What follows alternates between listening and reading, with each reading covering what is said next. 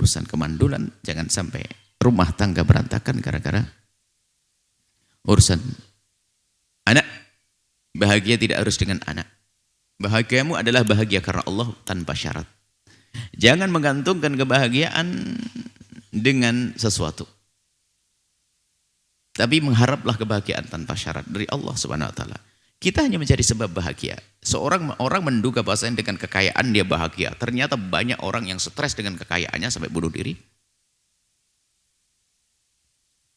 Orang mengatakan kalau bahagia dengan anak, banyak orang dengan anaknya, wah jungkir balik dia karena anaknya setengah setan. Ayo. Mungkin ada orang yang tidak dimudahkan Allah untuk menikah, lalu berkhayal bahagiaku adalah dengan pernikahan. Oh banyak orang menikah berantem terus.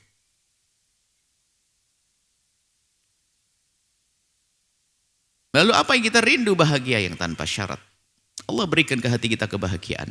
Sehingga kalau kita mencari bahagia, kita menemukan bahagia di hatinya seorang fakir. Juga kita menemukan bahagia di hatinya seorang kaya raya. Kita menemukan bahagia kadang di hatinya seorang yang sakit. Kita menemukan bahagia kadang di hatinya orang yang sehat. Kita menemukan bahagia di hatinya rakyat jelata. Kadang menemukan bahagia juga di hati seorang pejabat tinggi. Jadi bahagia itu adalah urusan di hati, tanpa syarat. Maka jangan gampang kita merasa terpuruk lalu tidak bahagia karena tidak terpenuhi syaratnya. Karena bahagia itu Allah yang kasih. Rumus orang yang menganggap bahagia adalah dengan kekayaan, maka orang fakir tidak bahagia. Di tetangga kita itu ada orang biasa kerja sehari untuk makan sehari. Tapi Masya Allah, hidupnya dengan istrinya luar biasa, candaria. Sampai orang itu mikir, kok enggak habis-habis bahan ngomongnya ya. Indah. Suaminya berangkat ke sawah lebih dahulu, tidak lama kemudian istrinya menyusul, sarapan bersama di sawah. Setelah itu sang suami dilepar di gubuk sama makan kiriman dari sang istri. Istrinya melihat lahap sekali sampai lupa istrinya nggak diajak makan. Setelah itu sendawan, alhamdulillah, suaranya kedengaran satu kampung. Allah. Setelah itu tertidur, lihat, ditinggal sama istrinya, Masya Allah. Istrinya pelan-pelan sambil menganggal pancinya, rantangnya pelan-pelan, tinggal pergi. Allah. Indah. Kadang si kaya nggak bisa seperti itu. Makan harganya mahal, makan 500.000 satu. Setelah itu yang dimakan hanya di pojok tok. Habis itu ngomong sama istrinya, mana yang apa ya? Obat. Ada macam-macam. Jadi bahagia itu adalah Allah kasih kepada siapa saja. Obatnya 16, 1, 2, 3.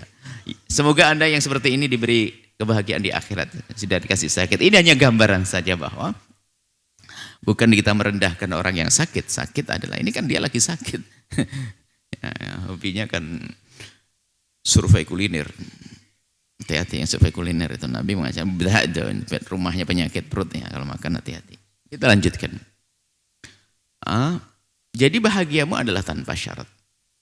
Maka bagi yang tidak diberi oleh Allah anak, tolong. Jangan jadikan bahan perselisihan di dalam rumahmu. Bukankah bahagia tanpa harus adanya anak? Alangkah banyaknya orang punya anak berantem. Akan tapi yang punya anak, hendaknya menjadikan anak itu benar-benar sebab kebahagiaan. Yang diberi kekayaan pun demikian. Maksud kami yang belum diberi kekayaan, jangan sampai sudah miskin, tak taunya berantem terus. Bukankah dia kebodohan di atas kebodohan? Karena dia menggantungkan kebahagiaan tidak dengan apa yang Allah berikan kepadanya. Dengan sesuatu di luar saja.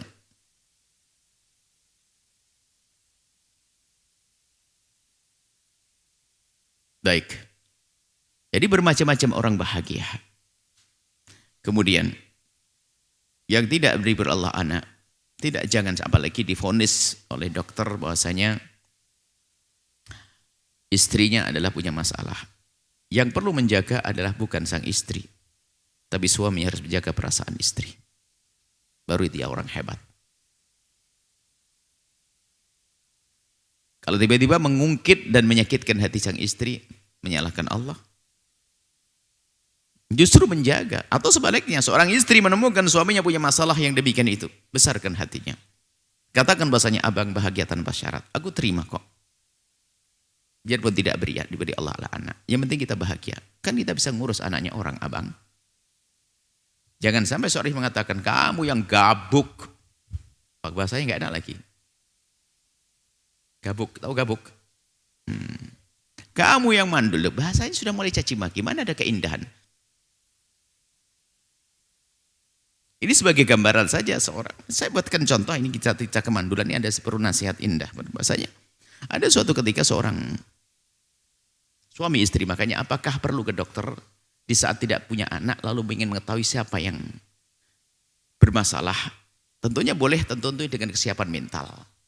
Jika salah satu di antara kalian berdua itu punya masalah, yang tidak punya masalah, yang harus punya kesabaran yang tidak punya masalah. Bisa membesar hatikan yang punya masalah. Kalau tidak berani, jangan berdatang ke dokter untuk bertanya. Tapi kan nanti setelah kita tahu, kita akan usaha untuk berobat. Iya, tapi syaratnya kamu siap dulu dong. Jangan sampai nanti menyalahkan terus. Menyalahkan pasangan yang tidak bisa dibuai atau membuai tadi itu. Ini syarat yang pertama yang harus dihadirkan dari seorang suami istri yang ingin pergi ke dokter. Untuk mengetahui. Dan jauh lebih bagus sama-sama tidak tahu sampai mati. Supaya tidak saling menduga pasangannya bermasalah. Khawatir ada kalimat yang menyakitkan. Dasar kamu, ini gara-gara kamu kan, aku udah hamil. Loh. Seorang istri ngomong begitu pada suaminya, sakit hati sang suami. Sedih karena punya keadaan semacam itu bukan kemauan dia. Seorang saya mengatakan, dasar kamu nih gabuk. Sakit hati. Bukan begitu seorang mukmin. Orang beriman, orang Islam tidak seperti itu. Ini baru kami sampaikan karena ada kisah Zakaria tentang diduga mandulan. Memang keajabian bisa saja diberikan kepada Sayyidina Zakaria, bisa diberikan kepada siapapun. Tentu kita menunggu keajaiban atau karunia Allah, iya, akan tapi di saat belum diberi kita harus punya keyakinan. Pengkabulan doa tidak hanya di dunia tapi ada pengkabulan di akhirat. Dan yang terpenting adalah bagaimana biarpun belum punya anak tetap bahagia tanpa syarat. Suami istri kekeh untuk pergi ke dokter untuk bertanya siapa yang bermasalah agar bisa cari solusi, berobat, terapi dan sebagainya. Duanya datang ke tempatnya seorang dokter. Kemudian karena hasil pemeriksaannya tidak langsung bisa dilihat saat itu juga. Akhirnya mereka suami istri pulang ke rumah. Dan esok harinya dipanggillah. Sang istri ada kesibukan masak dan segala macam. Datanglah suaminya. Rupanya sang dokter berkata bahwa Pak, istrimu bermasalah. Menitikkan air mata dia. Baik dokter, kalau begitu aku tidak mau membawa surat ini. Kenapa? Biar istriku saja nanti saya panggil ke sini. Oh ya enggak apa-apa. Dipanggillah istrinya pulang. Sebelum istri masuk, sang laki-laki masuk ke dalam membisikkan kepada sang dokter. Dokternya kaget. Kenapa begitu? Sudahlah dokter, katakan seperti itu. Apa yang Anda dikatakan? Setelah sang ibu keluar, masuk, istrinya masuk, lalu berkata, kalian berdua memang ada yang bermasalah. Kata sang istri, oh ya dok, permasalahannya apa? Suamimu tidak bisa membuaimu. Dibalik. Rupanya sang suami membisikkan kepada sang dokter agar berkata kepada istrinya bahwa yang bermasalah adalah sang suami. Supaya istrinya tidak sakit hati, tidak sedih. Nah ini sebenarnya akhlak mulia. Biarpun setelah itu sama-sama terapi dan sebagainya. Itu kan menjaga perasaan. Padahal yang bermasalah istrinya. Tapi sang suami berkata bilang, wahai dokter yang bermasalah adalah aku bukan dia. Aku gak tega kalau dengar dia bermasalah.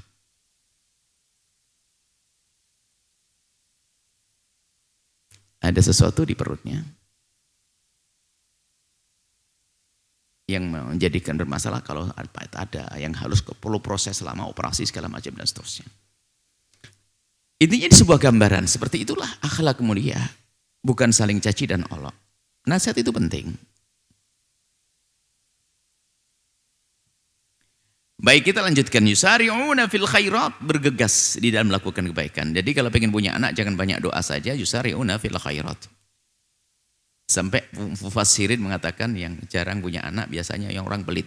Tapi jangan banyak yang dermawan, maksudnya ada. Biasanya coba banyak rezeki. Ternyata digambarkan kalau kamu sering berderma ngurusi anaknya orang, kalaupun nggak punya anak beneran, dia akan jadi anakmu kok.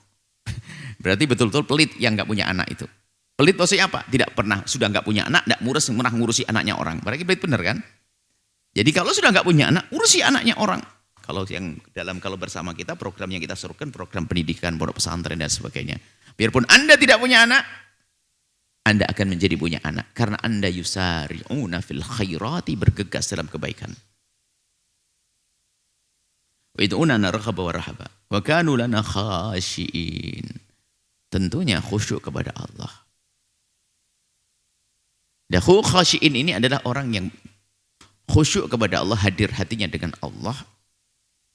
Ini isyarat juga bahwa segala usahamu di dalam mendapatkan putra bagi orang yang merasa ada masalah dalam dirinya dan istrinya, hendaknya harus ada khusyuk kepada Allah. Bahwasanya itu semua adalah dari Allah, supaya tidak menyalahkan pasangannya. Harus seperti itu. Dengan Allah, supaya tidak menyalahkan pasangannya. Biarpun nanti terbukti bahwasanya ada salah satu dari keduanya yang bermasalah, harus terus itu adalah yang Allah berlakukan kepadanya. Maksudnya jangan menyalahkan istri, jangan menyalahkan suami.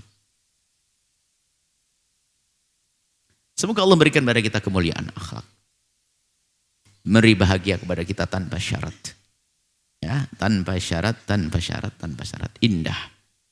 Dalam keadaan apapun kita bahagia. Punya anak, tidak punya anak, punya rizki, tidak punya rizki, punya takhta, tidak punya takhta. Oh, indah. Punya suami, tidak punya suami, indah, bahagia sejati. Bukan bahagia palsu. Misalnya orang tidak punya suami, melakukan zina, bukan bahagia dia. Dia sengsara.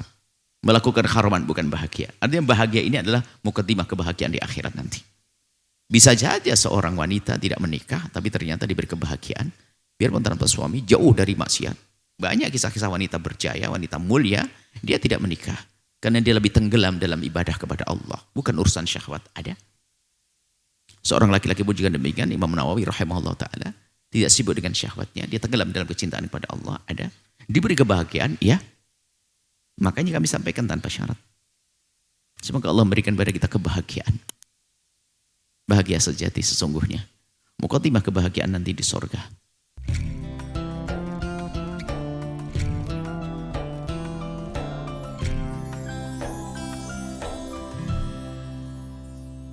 Sahabat Al-Bahjah TV, setelah menyaksikan video ini, jangan lupa bersolawat kepada baginda Nabi Muhammad. Shollu ala Nabi Muhammad. Allahumma sholli alaihi wa ala alihi wa sahbihi.